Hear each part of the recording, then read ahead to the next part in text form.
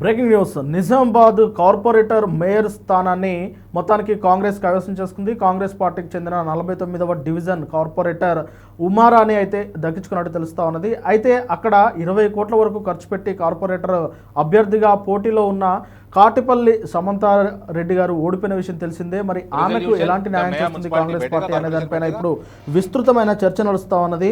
మొత్తానికి నిజామాబాద్ కార్పొరేటర్గా అక్కడ కాంగ్రెస్ పార్టీ అభ్యర్థి కూరగాయల ఉమారాణి అయితే ఎన్నికయ్యారు. అక్కడ ఎంఐఎం పార్టీ తరఫున పోటీ చేసిన సల్మా తాసిన్ అక్కడ డిప్యూటీ మేయర్గా ఎన్నికయ్యారు.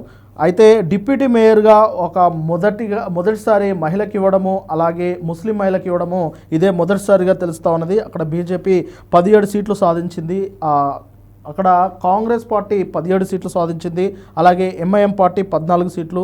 వీటితో పాటు ఎక్స్ ఆఫ్ షో మెంబర్స్ అలాగే స్వతంత్రులతో కలిపి అక్కడ మేయర్ స్థానాన్ని కాంగ్రెస్ పార్టీ కైవసం చేసుకుంది. ఇక మొత్తానికి 28 డివిజన్లను సాధించిన బీజేపీ పార్టీ ఈ ఎన్నికకు దూరంగా ఉన్నది. దాంతో ఆ పార్టీ అంటే అక్కడ మేయర్ స్థానాన్ని కాంగ్రెస్ పార్టీ కైవసం చేసుకుంది.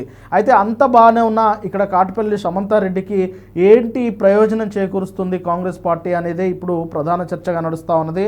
మరి రాబోయే 6 నెలల్లోపు అక్కడ ఉప ఎన్నిక ఖరారు కాబోతుంది. ఆ తర్వాత సమంతారెడ్డిని మేయర్ పీఠంపై కూర్చోబెట్టే అవకాశం కనిపిస్తోంది అని చెప్పేసి లోకల్గా చర్చ నడుస్తూ ఉన్నది. మరి దీనిపైన ఇక ఎలాంటి అధికారిక ప్రకటన అయితే రాలేదు, కానీ లోకల్గా మాత్రం చర్చ నడుస్తూ ఉన్నది. సమంతారెడ్డి దాదాపు 20 కోట్లు ఖర్చు పెట్టడము, ప్రతి వార్డు సభ్యులకు కూడా ఎంతో కొంత ఆమె చేయూతనగా ఇవ్వడము అనేది జరిగిందని తెలుస్తూ ఉన్నది. మరి ఇలాంటి నేపథ్యంలో సమంతారెడ్డిని మేయర్ పీఠంపై కూర్చోబెట్టాలంటే ఎలాంటి ప్రణాళికలు, ఎలాంటి వ్యూహాలు రచించాలి అనే దానిపైన కాంగ్రెస్ కసరత్తు చేస్తున్నట్టు తెలుస్తూ ఉన్నది. మరి ఇది సాధ్యమవుతుందా లేదా అసాధ్యమవుతుందా అనేది రాబోయే రోజుల్లో తెలిసే అవకాశం ఉన్నది.